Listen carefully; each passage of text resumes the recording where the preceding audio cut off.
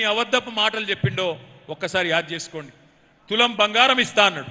నేను ఆ రోజే చెప్పిన, అయ్యా వీళ్ళు బంగారం ఇచ్చేటోళ్ళు కాదు, మెడల పుస్తల తాడెత్తుకపోయే దండుపాల ముఠా ఇది, జాగ్రత్త అని చెప్పిన.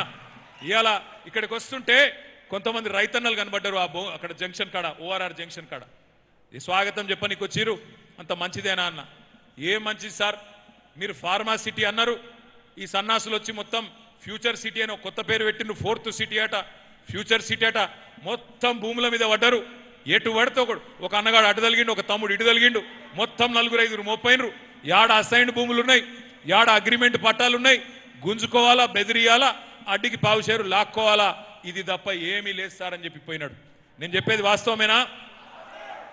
కేసీఆర్ గారు ఏ కారణం చేత ఫార్మా సిటీ అన్నారో ఒక్కసారి మీరు కూడా తెలుసుకోవాల్సిన అవసరం ఉంది. ఆయనకేమి ఈ ప్రాంతం మీద ఇష్టం లేకనో ఇంకోటో కాదు, ఈ ప్రాంతం మీద ఇష్టంతోనే ఇక్కడ బ్రహ్మాండంగా మన పిల్లలకు కొలువులు రావాలని ప్రపంచంలోనే అతిపెద్ద ఫార్మా క్లస్టర్. అది కూడా ఎందుకు వచ్చింది ఆలోచన, మనకు చరిత్ర కూడా కొంత తెలవాలి. ఒకనాడు హైదరాబాద్లో ఐడిపిఎల్ అనే సంస్థ, Indian drugs and pharmaceuticals limited అనే సంస్థని 1950 ఆ ప్రాంతంలో కేంద్ర ప్రభుత్వం ఏర్పాటు చేసింది. ఆ తర్వాత అందులోకెళ్ళి కొంతమంది సైంటిస్టులు బయటకు వచ్చి డాక్టర్ రెడ్డీస్ అని, హెట్రో అని, అరబిందో అని రకరకాల ఫార్మా కంపెనీలు పెట్టినారు. తద్వారా హైదరాబాద్ అనేది బ్రహ్మాండంగా భారతదేశానికే, ముఖ్యంగా ఈ ఫార్మస్యూటికల్స్ విషయంలో, ఔషధాల విషయంలో ఒక అగ్రశ్రేణి నగరంగా, ఒక రాజధానిగా ఎదిగింది.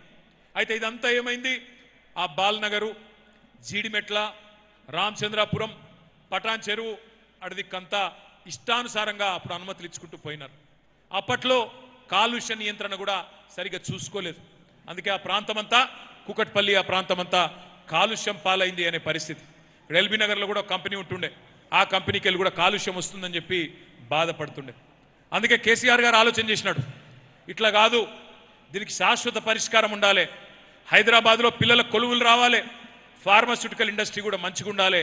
అందుకే ఒక కొత్త ప్రపంచ స్థాయిలో కొత్తగా ఆలోచన చేసి పొల్యూషన్ అనేది లేకుండా, కాలుష్యం అనేది లేకుండా అంతర్జాతీయ ప్రమాణాలతో జీరో లిక్విడ్ డిశ్చార్జ్, ZLD అంటారు, ఆ ZLD ప్రమాణాలతో పొల్యూషన్ లేకుండా కట్టాలి అని చెప్పి కేసీఆర్ గారు 3 హెలికాప్టర్లు వేసుకొని 2014-15 సంవత్సరంలో అధికారులను, పారిశ్రామికవేత్తలను తీసుకొచ్చి ఇక్కడ ముచ్చర్ల ప్రాంతంలో ఆ రోజుల్లో 2015లో ఈ స్థలాన్ని ఎంపిక చేయడం జరిగింది.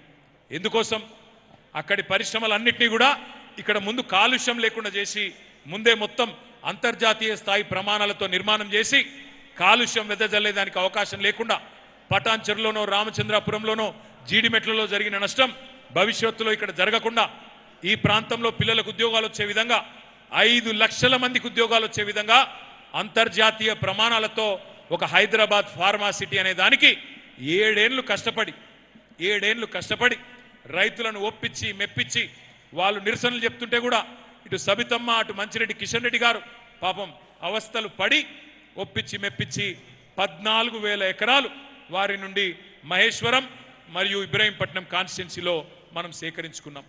దేనికోసం, మన పిల్లల భవిష్యత్తు మంచిగా ఉండాలి.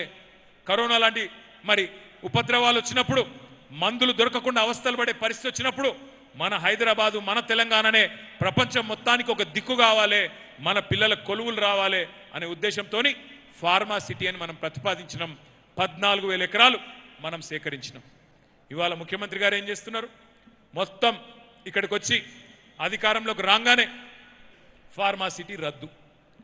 ఇక్కడికి మనం ఆనాడు ఫార్మా సిటీ కోసం భూములు తీసుకుంటునే క్రమంలో ఆ రోజు కాంగ్రెస్ నాయకులంతా ప్రజలను రెచ్చగొట్టే విధంగా ఏం మాట్లాడినారో ఒక్కసారి మీరు చూడాలని చెప్పి నేను కోరుతా ఉన్నా. 100% మేము పబ్లిక్ మీటింగ్నే చెప్పినాం, మేము కాంగ్రెస్ పార్టీ అధికారానికి వస్తే ఇది రద్దు చేస్తాము, ఫార్మా సిటీ ఇక్కడ రావడానికి లేదు, మేము ఫార్మా సిటీ రద్దు చేస్తామని ఎన్నికల ముందు మా మేనిఫెస్టోలో పెట్టినాం. పూర్తిగా రద్దు చేసే కార్యక్రమమే కాంగ్రెస్ పార్టీ తీసుకుంటుంది.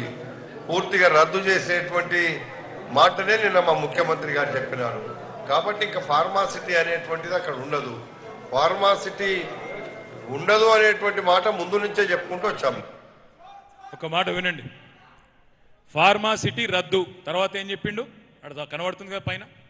ఫార్మాసిటీ రద్దు చేసి కోమటిరెడ్డి వెంకటరెడ్డి గారు, సీతక్క గారు, డిప్యూటీ సీఎం బట్టి విక్రమార్క గారు, వీళ్ళందరూ కోదండరెడ్డి గారు, మల్రెడ్డి రంగారెడ్డి గారు అందరూ చెప్పిన మాట ఏంది? రద్దు చేసి ఆ భూములు తిరిగి రైతులకు ఇచ్చేస్తాం, ఆ భూములు తిరిగి రైతులకు ఇచ్చేస్తామని చెప్పినారు. కానీ ఇవాళ ఏం డ్రామాలు ఆడుతున్నారు? ఆ రైతులందరికీ ఇప్పుడు భూములు వెనకకి ఇయ్యరంట. ఫార్మాసిటీ భూములను పేదలకు తిరిగి ఇస్తాం. ఇప్పుడు ఇంచన్ని ఇచ్చిండ్రా, గజం కాదు ఇంచు భూమి వెనకకి ఇచ్చిర్రా. ఇప్పుడేం చేస్తున్నారు? మొత్తం రియల్ ఎస్టేట్ దందా. ముఖ్యమంత్రి, ఆయన బంధువులు, ఆయన కాంగ్రెస్ నాయకులు, చిన్నోడు లేచినోడు లేవనోడు, చిన్నోడు పెద్దోడు అందరూ ఇవాళ మొత్తం ఒకటే పనులు ఉన్నారు. ఎట్లా భూములు గుంజుకోవాలి? 16-14 ఎకరాలు కాదట, ఇప్పుడు 30,000 ఎకరాలట. ఇదివరకేమో బిల్డప్ ఇచ్చి భూములు వెనకకిస్తామని చెప్పి ఫార్మాసిటీని రద్దు చేస్తామని చెప్పి ఇవాళ ఫ్యూచర్ సిటీ అని పొంకనాలు కొడుతున్నాడు. అమెరికాను మించిన నగరం కడతా అంటున్నాడు. ఇవాళ నేను ఒకటే మాట అంటున్నా, ఆయన ఫ్యూచర్కే దిక్కులేదు. రాహుల్ గాంధీ కోపం వస్తే రేపో మాపో అడ్రస్ లేకుండా పోతాడు.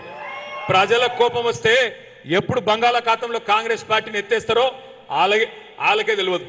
అట్లాంటిది ఈయనంట ఫ్యూచర్ సిటీ కడతా. ఇటువంటి పొంకనాలు మస్తుగా